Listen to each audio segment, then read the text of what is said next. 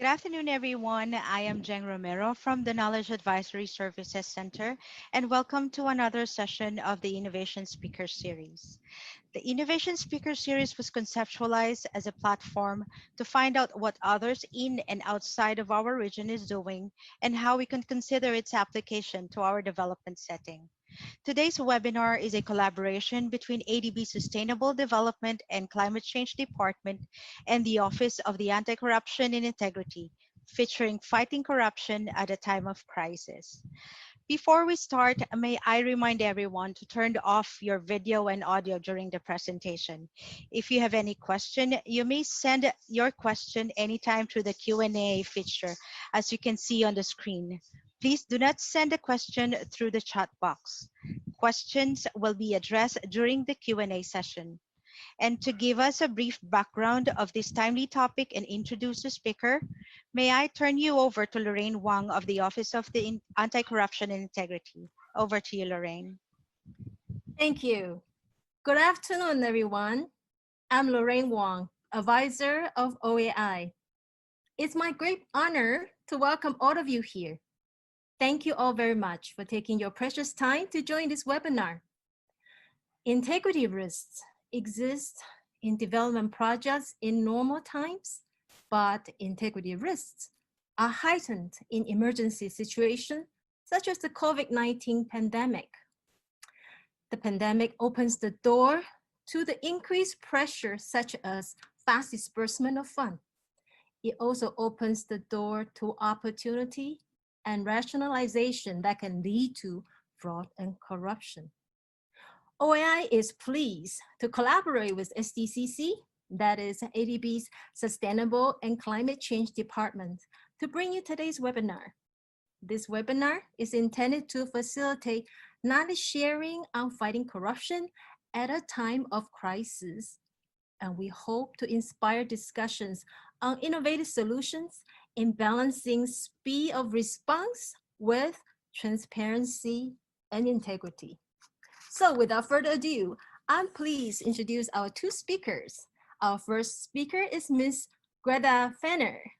Ms. Fenner is the Managing Director of the Basel Institute on Governance, where she also holds the position of Director of Institute's International Center for Asset Recovery.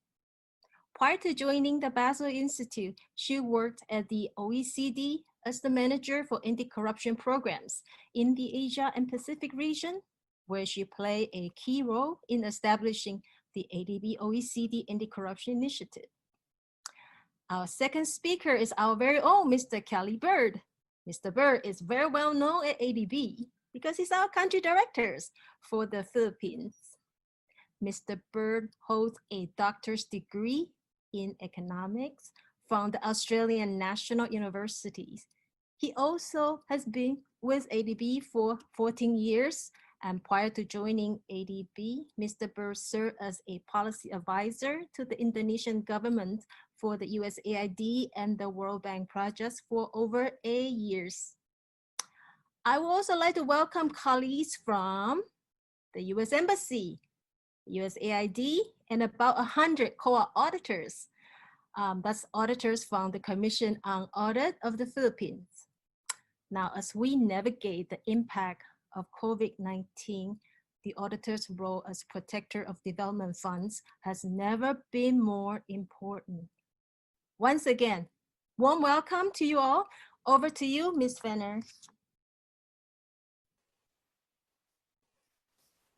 Thank you so much, and good morning, everyone. Thank you for the kind words, and especially for inviting me to speak to so many experts from the Asian Development Bank, and more broadly speaking, the region. It's quite a challenge to speak about a topic that I think many of you will be very familiar with, but I do hope that I can bring some additional thoughts or some experiences from different regions in the world that hopefully will be inspiring. Before starting my presentation, I'd also like to say that it really is very, very wonderful to be connected with the Asian Development Bank again. You mentioned that I did actually start my career 20 years or or a bit more ago, working very closely with the Asian Development Bank, and it's for me a little bit coming back to the roots, and I really appreciate that opportunity. I also, final point, would like to congratulate the Asian Development Bank, because you have just recently, I think, been named the most transparent donor organization in the world. And I have to say that this is quite something to be proud of, and something that is in fact already a first step in making sure that relief operations as part of something like the pandemic that we're experiencing now are handled with great integrity. And of course, the donors are part of that system where integrity problems can occur, or where transparency, which clearly seems to be very high on the ADB's agenda, can go a great way to assisting. So my next 10 minutes or so of speaking will be based on two experiences. On the one hand, based on what I did together with the Asian Development Bank at the time of the tsunami in the Asia region, where we brought together government, civil society, and the private sector to discuss really imminently after the tsunami hit the region about corruption risks in. So I'll speak about this, and we can maybe go to.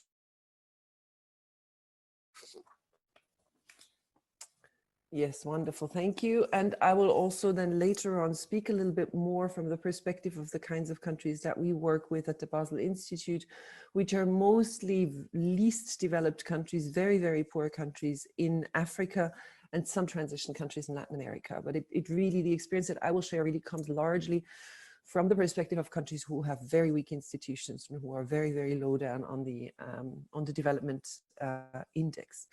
So what we found at the time of tsunami, unfortunately, I guess hasn't changed much, but at the same time we can say, all right, that means we have some lessons that we can learn from.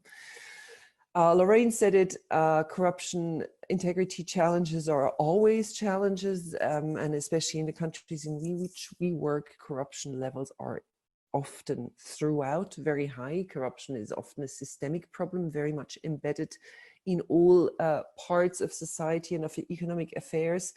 But of course, in times like this, the risk levels go up. I would say the higher the previous or the standard corruption risk is, the more rapid the risk goes up in a situation like emergency relief operations. One of the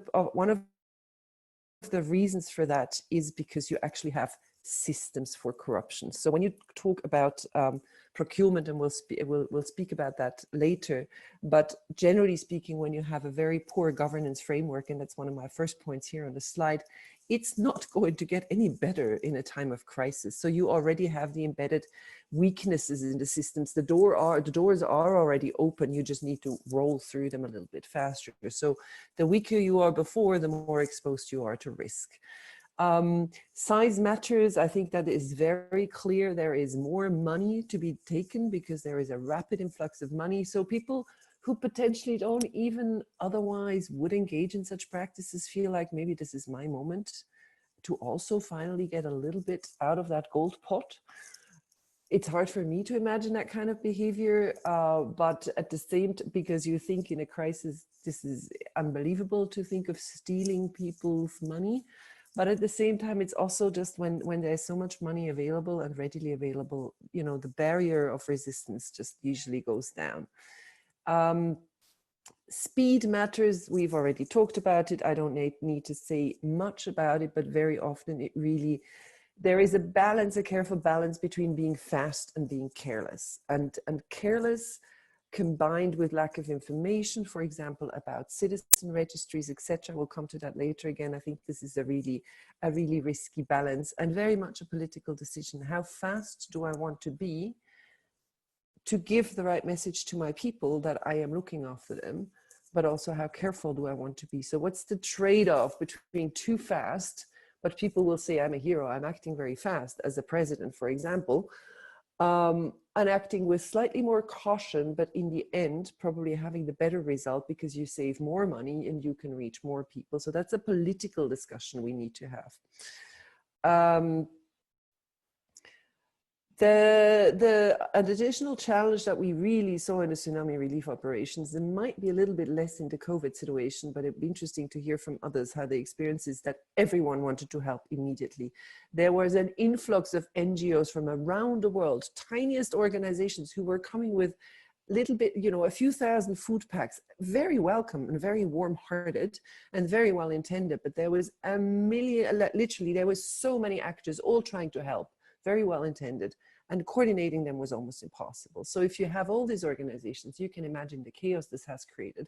And through the lack of coordination, nobody really knew where the money was coming from, where it was going. So that is absolutely essential as well. Well-intended aid still needs to be coordinated, otherwise it can potentially do more damage.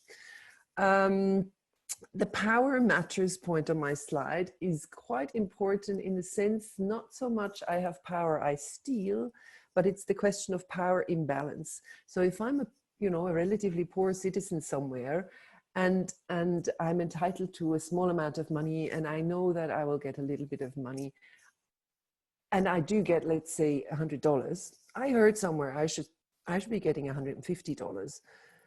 But I'm not so sure. I'm maybe not very literate. I maybe am not used to speaking up against authorities and say, hold on, I heard it. I heard I should get 150. So when I say power matters, it's more the question of power imbalance between those who are most at risk, but are also the weakest in the chain usually.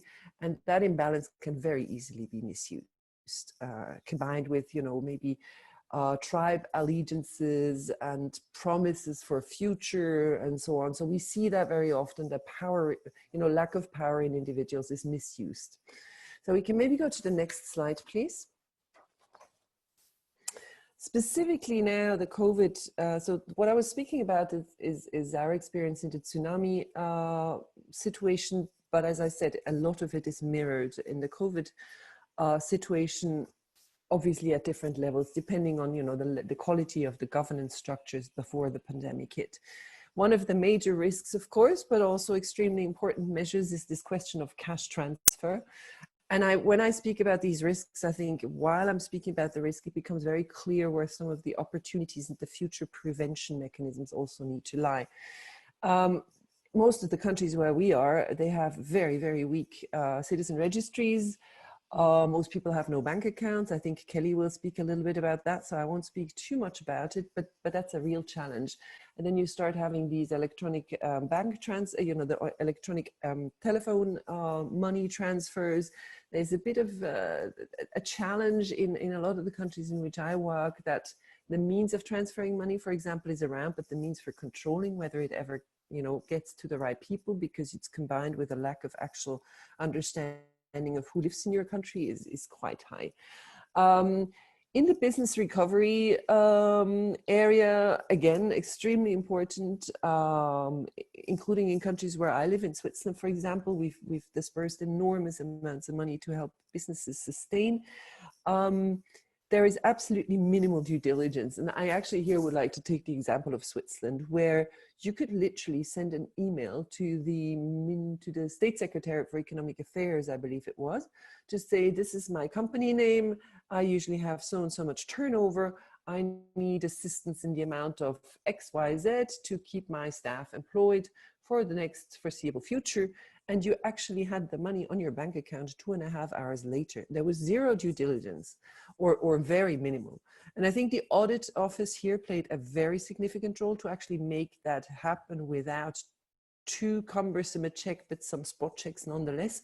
But I found it amazing. And when I hear that I can write an email and get the money 2.5 hours later, and that's in a country where we have relatively strong audit institutions and controls and checks. So in a country where none of that really exists, it really gives me a headache. And then the additional problem, which we see in particular also in Latin America, is of course the very large informal sector, which has no access to these business recovery mechanisms, which is tragic, and at the same time trying to register the sector so that in future they are better served and better brought into the relief operations, of course, is extremely important. Typical situation when it comes to emergency health procurement. I think I don't tell you any secrets when I say very traditional picture of embezzlement and price inflation. In particular, price inflation is horrid usually in these situations. And again, you know, in most countries, we already have established structures for gaming the procurement system. So we have a procurement system, but we also have the system in place to game or to cheat the procurement system. So it's not, nobody needs to be very inventive. Everyone knows, like those who've always stolen from the emergency or from the procurement system, they know very well how to do it now, and it's easier because there are no checks. So a lot of the weaknesses before, as I say, play now out very much to the disadvantage. I think that's probably what I wanted to say on this slide, and I can come back to some of the points of this slide possibly when we talk about remedies. So can we switch to the next slide in the interest of time, please? Yes. So because we work particularly with anti-corruption actors in the countries where we work, so our partners are not the economic ministries or the treasuries or the health ministries mostly, but the anti-corruption actors, we see a massive amount of risk also for their work from the COVID pandemic and from the lockdown measures in particular. So I wanted to bring these to the table as well, because that's probably an area where not as many of ADB staff are experienced in or exposed to the same experience that we have. One of the major issues, of course, is that this lockdown really impacts on investigations and judicial proceedings. What that means is, how do you go and search a house? How do you go and arrest someone? How do you bring in an interview and a witness for an interview under lockdown when public transport is stopped, when people are supposed to stay at home? In some countries really strictly at home, and searching houses when you have to maintain a social distancing measure, etc., really is a big problem. Judicial proceedings as well. So we've seen a lot of cases stagnate, and in some problems really leading to cases breaking apart. Because when you have a statute of limitation, or for example, someone can only be in prison for a certain amount of time until you have to bring formal accusations to keep him in prison, but you cannot do all the investigative steps that you need to do to bring that formal accusation against this person, he or she will be let off and walks freely again. And as a result can maybe go into hiding, can go and destroy evidence, can hide the stolen assets that we're particularly interested in, etc., etc. So I think that's a major problem. The judicial hearings delayed. I think it's a problem around the world. Increasingly now we do look, of course, at video conferencing, and I'll come to some of the opportunities, but it's a real problem. And especially, of course, again, those who want to delay purposefully the investigations, they will now find a way of using COVID as an excuse to delay or even stop a case. And that's what we're most worried about, and what we see happen already in some of the countries. One of the standard worries that we always have and that we see already happening is delays in payout of budget allocations to anti-corruption actors. It's not as drastic as we were fearing, and I think there is a heightened understanding in most governments where we work that cutting the anti-corruption budget is maybe not the smartest thing to do at the moment. But of course, it's between buying another health equipment, essential health equipment for the intensive care unit, and giving another budget allocation for some prevention campaign at the Anti-Corruption Bureau. It's a tough decision, which ends up, of course, for the ICU, and understandably so. But these agencies are not typically well funded to start with, and actually not well funding your anti-corruption agency is typically how you stop reform. And if you can use COVID again under the guise of COVID, we worry that some institutions which are already underfunded will now be further manipulated into having very low budget allocations under the excuse of COVID. And the same is the last bullet point, and we can already switch to the next slide maybe, is a lot of the very dearly needed reform processes with respect to integrity and anti-corruption, asset recovery, changes in legislation, etc. That's all going to be delayed. And I'm not saying that every delay is badly intended, but I think there will be those who are clever enough to use the pandemic to delay very important measures. On the following two slides, this one and the next one, and then my last ones, I really don't necessarily want to go through every point, but I did list a few that we were actively engaged in our countries and we felt were really, really important immediate response measures, which don't even take a lot of money or anything. So in terms of the first bullet point, what we did in a number of our countries is to reach out to all the journalists that we knew that were in our network. Although we usually work with government partners, but we reached out to journalists and immediately checked in with them, provided some initial training and understanding, some guidance on how they can report and what types of aspects of anti-corruption risks in pandemic and other relief operations they should look at, and really supported them with a lot of background information as well in certain countries, and even a little bit of business intelligence, if I can call it that, supported the review of articles, just so that there is very critical reporting, but intelligent, critical, constructive reporting about risks and emerging fraud cases that were coming up quite quickly. The issue with procurement, I think there as well, we actually used the crisis maybe as an opportunity. In one of the countries in particular where we work, the Anti-Corruption Bureau actually by law has a procurement vetting function, especially for the smaller single source contracts, which is a relatively similar mechanism to the emergency procurements. And unfortunately, that function within the Anti-Corruption Bureau was heavily underdeveloped, and we used this opportunity now together to say, this is our prime focus of our work together, is really to build up that rapid procurement vetting unit within the Anti-Corruption Bureau, which was facing a lot of resistance. And in a way you could say, thank you pandemic, as horrible as that sounds, because at least we were able to bring into, get some dynamic into the development of this structure, which was daily needed anyway. I think the most interesting one I find, and that's thanks to President Kenyatta of Kenya, I thought he made a very smart move. In Kenya, we've been very successful in recovering stolen assets, both through domestic anti-corruption cases, money laundering cases, and international cases. And Kenya has held the recovered assets in a specific bank account, and for quite a couple of years now, it was very difficult to find consensus among the different government actors about how this confiscated assets should be used. Should it just be pushed back into the normal treasury? Should it be used for special purposes, etc.? So there was a lot of disagreement and really a bit of a deadlock. It was like, we have all this money, let's use it, but nobody could agree on what. And then came COVID, and President Kenyatta said, well, you know what? I will decide this money is going to be used for the COVID-19 response. And nobody objected, of course, and everyone was aligned.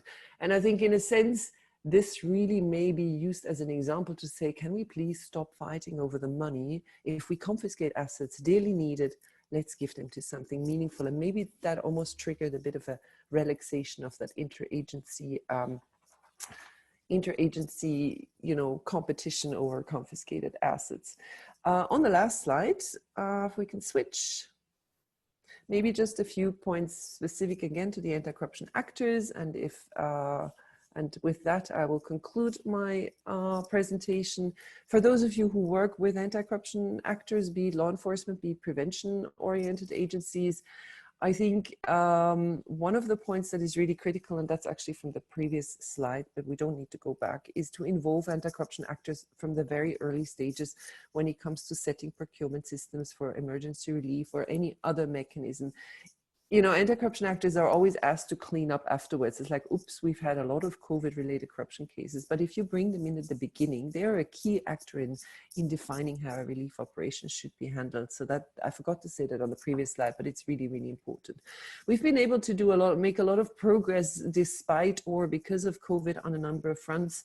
I mentioned the procurement vetting unit. We've also managed to convince some of our partners who were reluctant to invest in e-technology to finally set up digital case management systems, because they realize that if we have paper files, we can take them home when there is lockdown. Some countries have started being more open to e-court hearings, so hearing witnesses and so on in court electronically, which was a major hurdle and and a real problem because it's, flying in people for short witness statements is actually very expensive.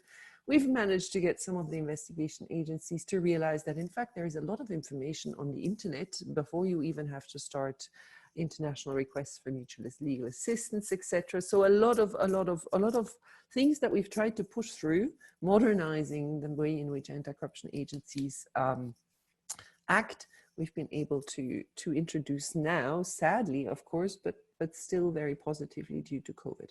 And last but not least, I have to say that I'm also very proud of some of the countries in which we work, and most recently Zimbabwe, which has taken very, very, very rapid action when ministers started stealing money from the COVID relief fund. In fact, in Zimbabwe, they've arrested 2 ministers of the ruling party, the Minister for Tourism and Health.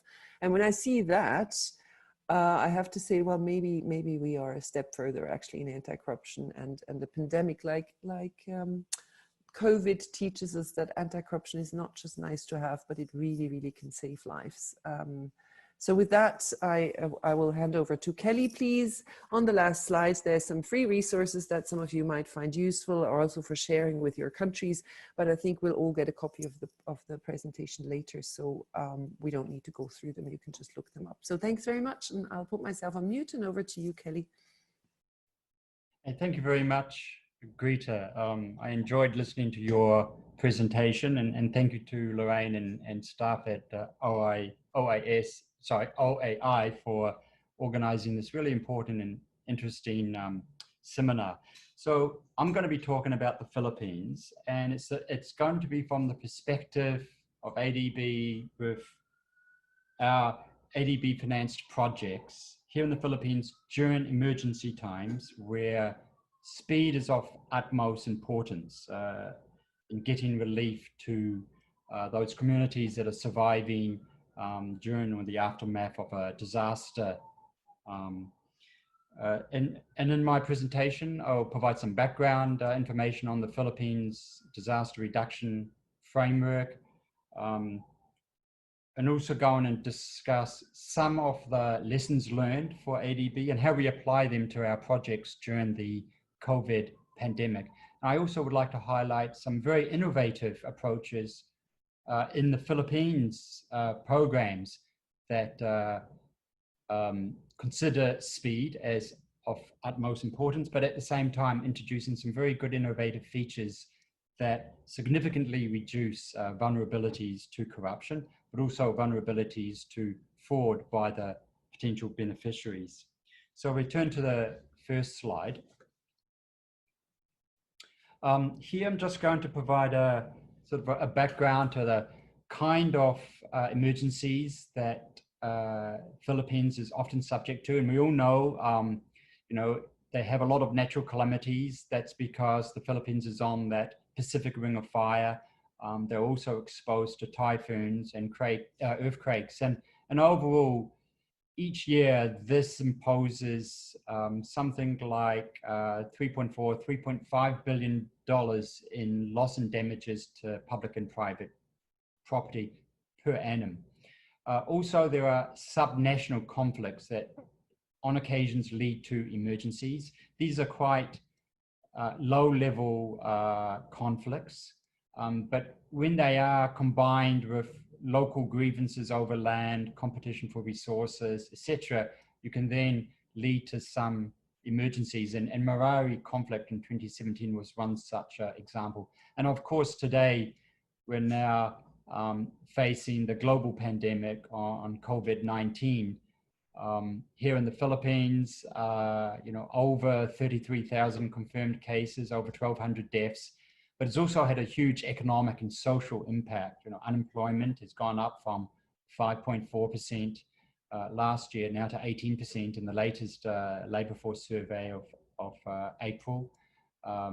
Large fiscal costs. The government has announced and implemented a large fiscal stimulus or fiscal response program to provide relief to a large proportion of the citizens, but also to help with the recovery as well.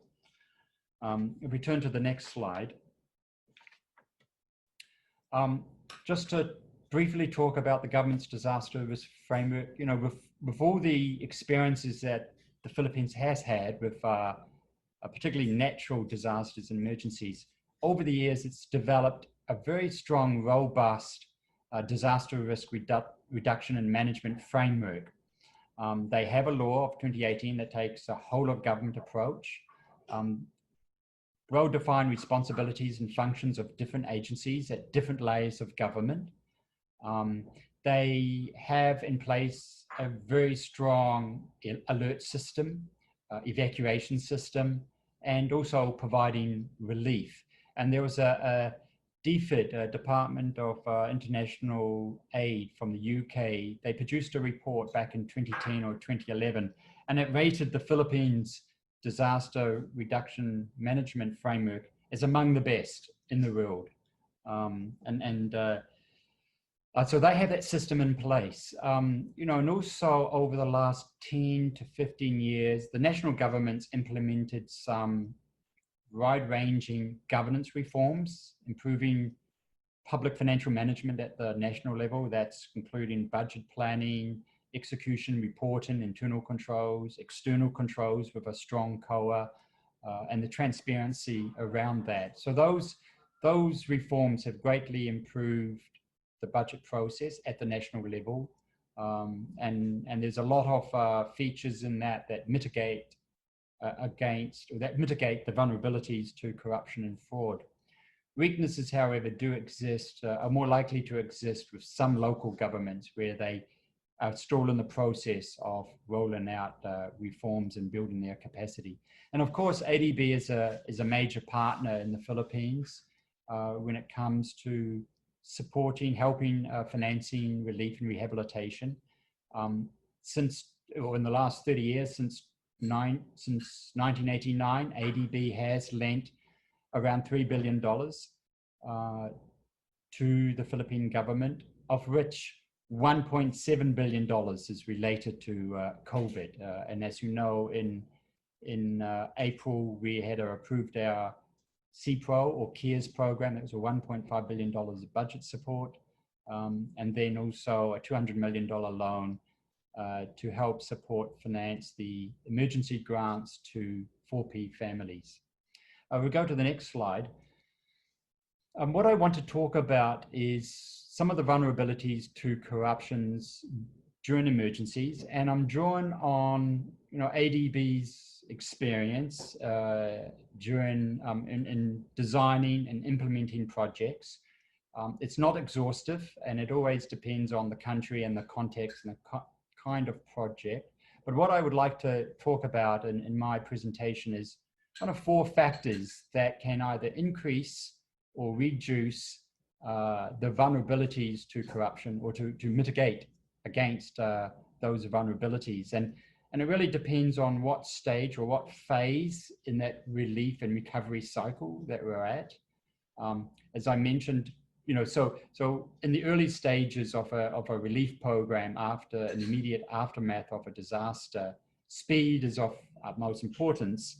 And so you need to ensure that the surviving community is provided with relief, either in kind or in cash. It has to be timely, it has to be fast, but you also got to think about ensuring that you've got sort of minimal standards to ensure that you minimize the risk of corruption.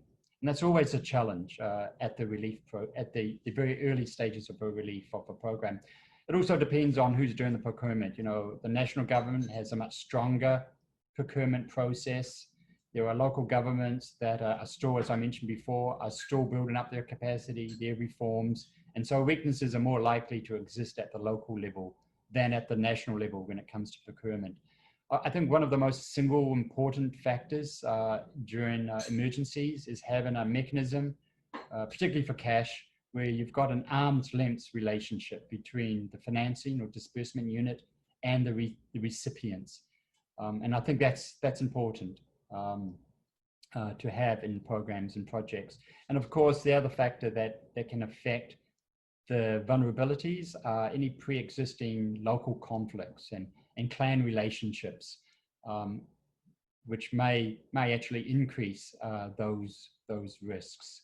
If I turn to the next slide, what I have here is just a sort of a very simplified phase in the recovery or the relief and recovery phase of an emergency. I've kind of divided up into three parts. You've got the first part, which is the relief phase, and that's typically, within the first 6 months after a disaster. And this is where providing relief in cash or goods and delivering that timely to those surviving communities are critically important.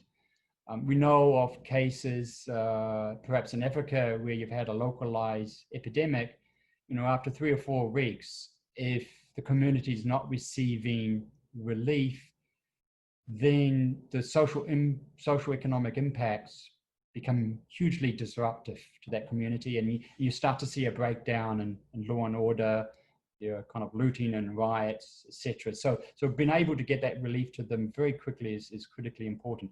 But of course, this is the stage where vulnerability to corruption is probably most at its highest, as Greta mentioned.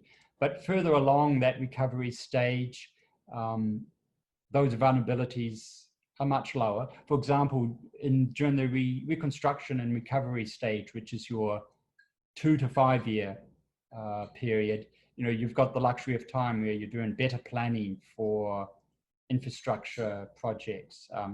You've got time to develop those safeguards. You have time to go through a more rigorous procurement and set up systems for monitoring and financial management. So you're able to have time to develop those safeguards in those later stages of the reconstruction and recovery phase. So it's really that relief phase that we want to focus on today. If we go to the next slide, what I want to do now for the next 4 slides is to talk about some of our lessons and how we apply that today for our COVID projects.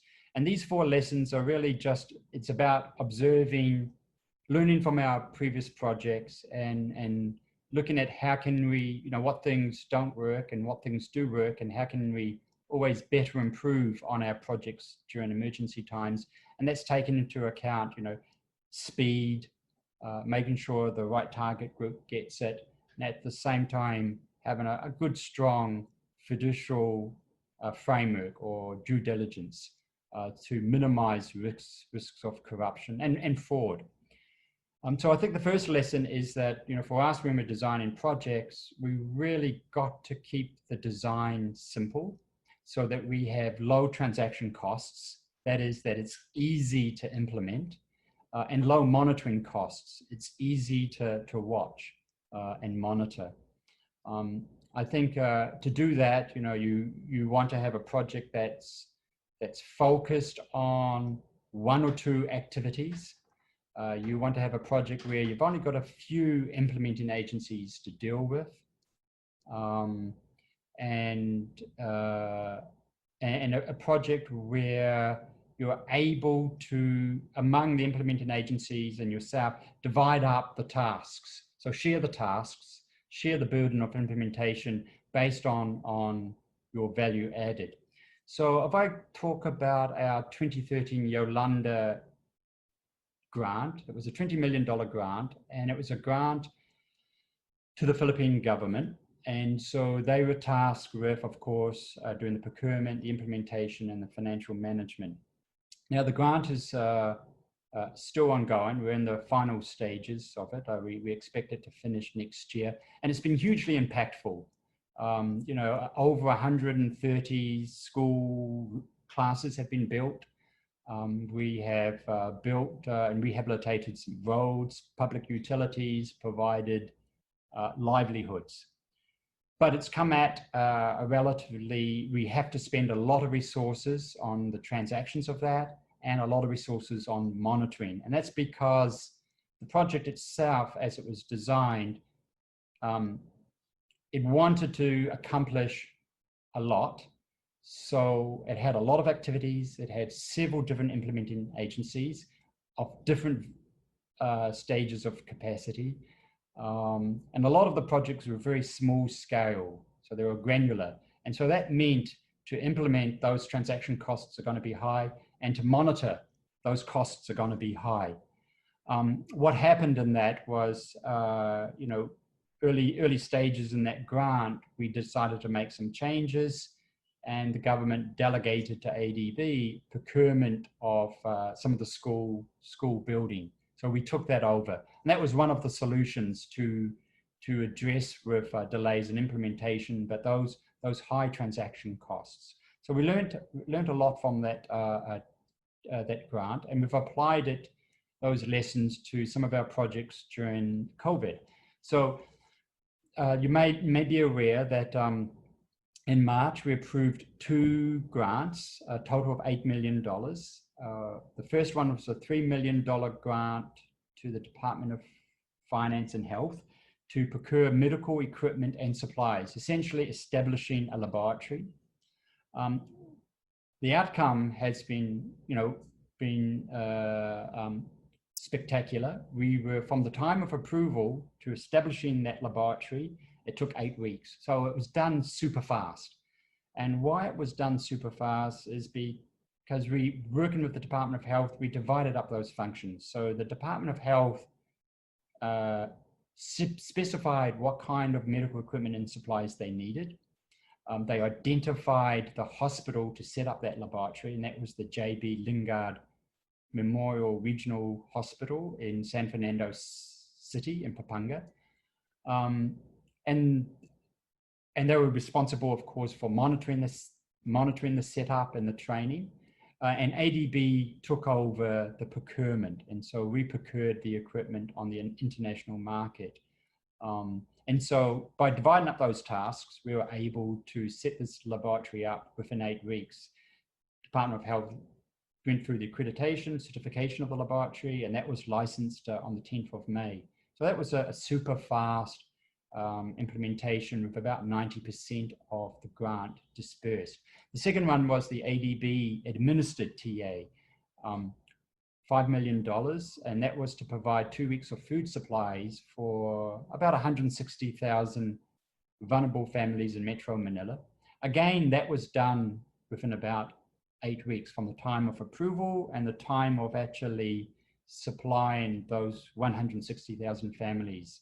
It took us 2 months. Again, that was super, super fast.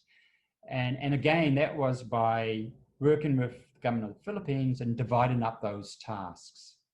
So, and this particular TA, which was to provide food supply, was critical. Speed was really critical to be able to help those vulnerable communities, families, get through that lockdown period. So what we did was, the Department of Social Welfare and Development was responsible for specifying the bundle of goods that should go into that package that would ensure that they got their daily calorie intake. They would also help with, would identify the barangays, the poorest barangays in the families, and they would also be responsible for monitoring distribution. ADB was responsible for procuring on the local market. And we also went into collaboration with the Armed Forces of the Philippines, which was responsible for logistics and distribution. And of course, we partnered with the private sector as well, as they were providing us with donations as well in cash and in food. And that allowed us to reach 160,000 families or up to about 700,000 individuals within 8 weeks. And that was super fast. But that was another example of where we were able to divide the tasks among ourselves based on our value added. But both TAs, really had a single purpose. One was to build a lab, the other one was to supply food. And we kept the number of implementing agencies relatively limited. So in the next slide, if we go to the next slide, the second lesson is, I've got to go through these quickly now, during difficult, challenging situation locations, we might want to think about adopting third-party procurement agencies, which we did do that in the Yolanda one. We had Plan International engaged for school building, and also in Marawi in one of our outputs, Save the Children, as an implementing agency. That helps, particularly if they are specialized in that area and in that location. That can also help reduce transaction monitoring costs. If we go to the next slide, the third lesson.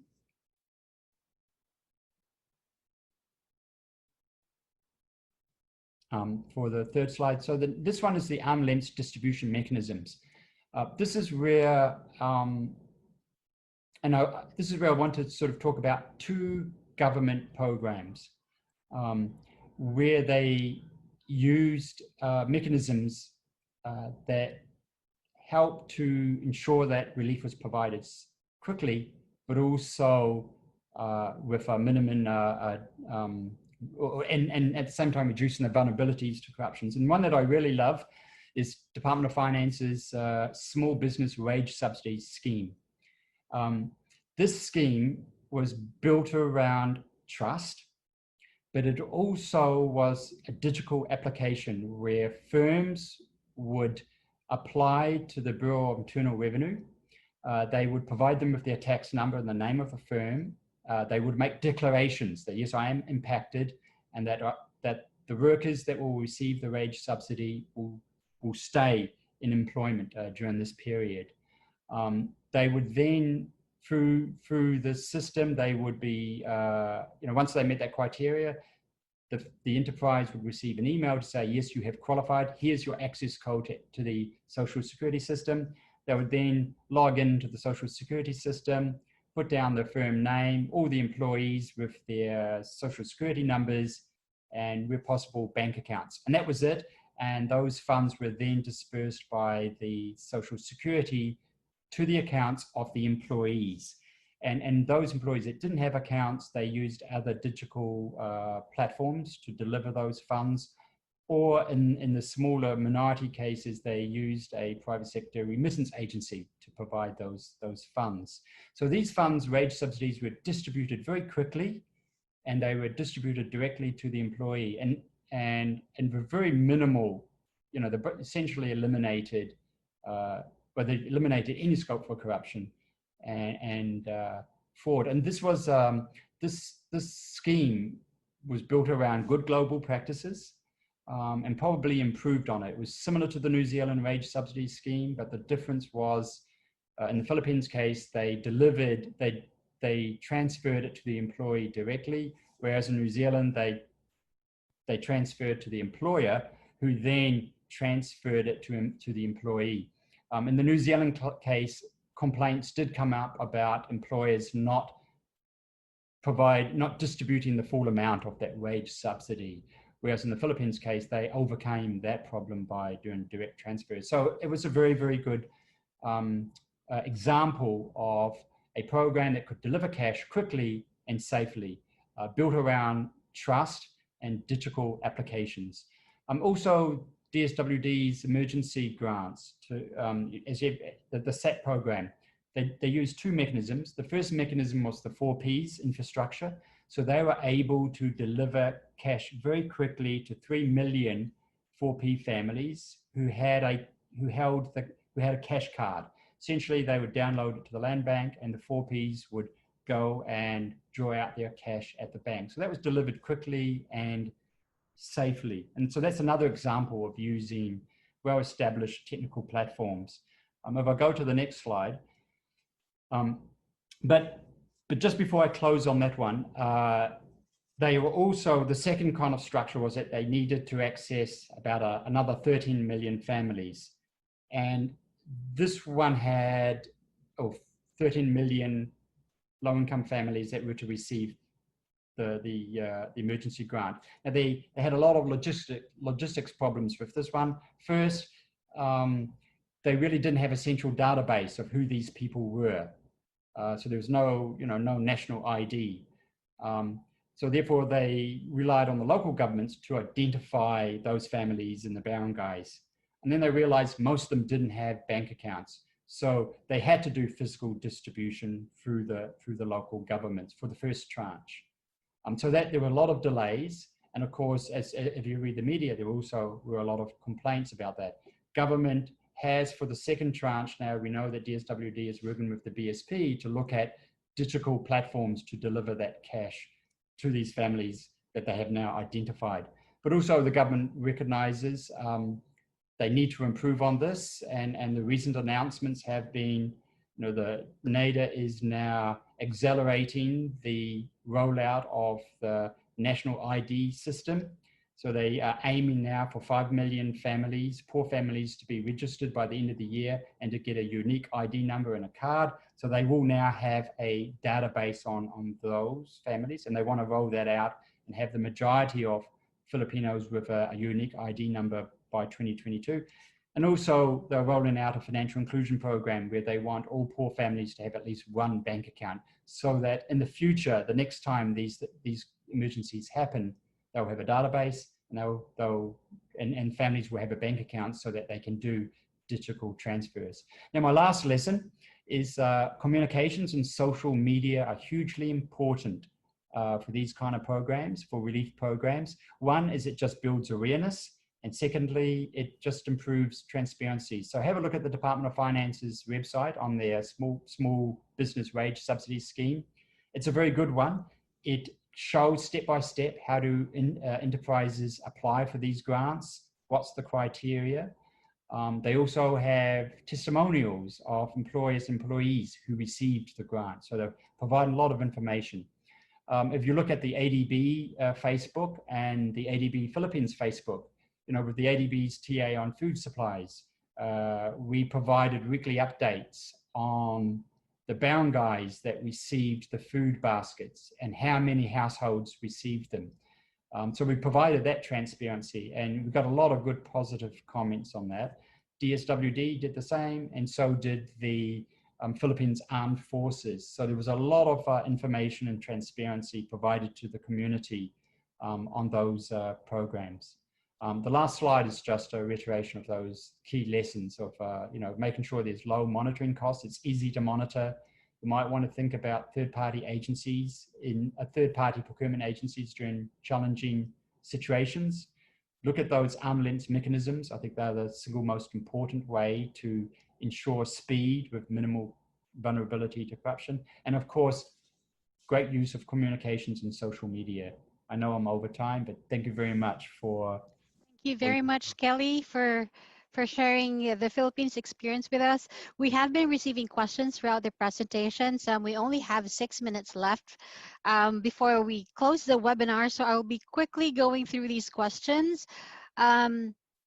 One of the questions here is, let me read it. Several risks and observations were mentioned to include loans and aids, among others.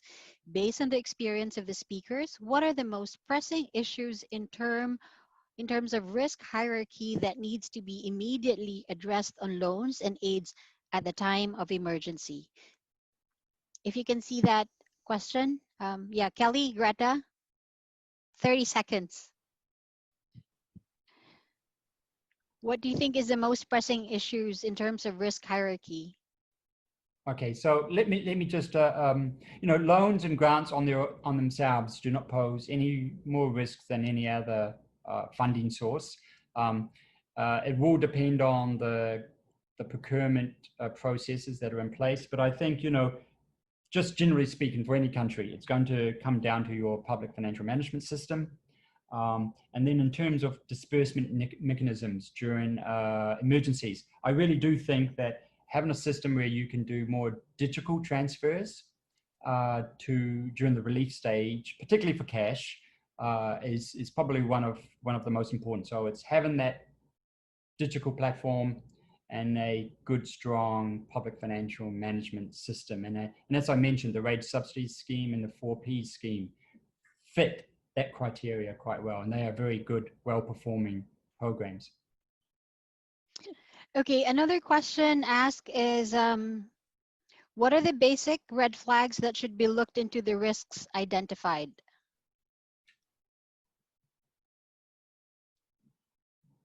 Do you have any thoughts on this one? Basic red flags that should be looked into the risks that you guys have identified? If not, I can go on to another question. Um, One question of this is for Greta. How can ADB help countries mitigate the three corruption risks that you identified in your presentation? Negative impact on COVID on investigations, further cuts in anti-corruption budgets, and delayed anti-corruption reforms. Thank you, Lily. Yes, I can certainly do that. I think the red flags, by the way, is one of the ones that crosses my mind is price inflation. But I think Kelly's probably a better specialist on these areas. I think in terms of how ADB could support anti-corruption actors, it's not rocket science, but it would be promoting the investment in modern technology, because if you can work with case files that are electronic, etc., which may for some countries sound like standard proceedings, for a procedure, for others not at all. So modernizing, the way those agencies can communicate, can file case documentation, etc., encryption of electronic communications, which is still oftentimes a problem, and the modernization of court proceedings, for example, is really investments that are important now, but that will be very, very valid also and valuable for the future. The second one maybe is really where ADB should use its political leverage to engage in political dialogue, to make sure that you're keeping an eye on reform processes that are being delayed, where one could suspect that there is maybe bad intentions behind, or where the prioritization, with all the best intentions in the world, has not been done the right way, because anti-corruption becomes as relevant as it has ever been in a situation like that. So using your political leverage to make sure these delays are not becoming too frequent. Can I maybe, while I'm here, just add on the confiscated or on the audit question, and then I'll Please be go ahead. quiet again, but in the interest of time, there was a question about audits ex post. Auditors typically come in ex post. I can just mention that, for example, in Switzerland, we have a provision in the law that allows, I would have to read it in detail, but that allows, under certain circumstances, for the audit office to change its way of procedure and to actually come in during the operation. So it's an experience we've made 20 years ago when our national airline went bankrupt, where the audit office realized we need to come in now. There are billions of francs being released, and we need to come in now. So 4 days after the decision by Parliament to give all this money as a recovery effort, the auditors were there to check while the money was dispersed. So there's a provision in the law that allows, under certain circumstances, for the auditor to actually start not ex post, but during the intervention.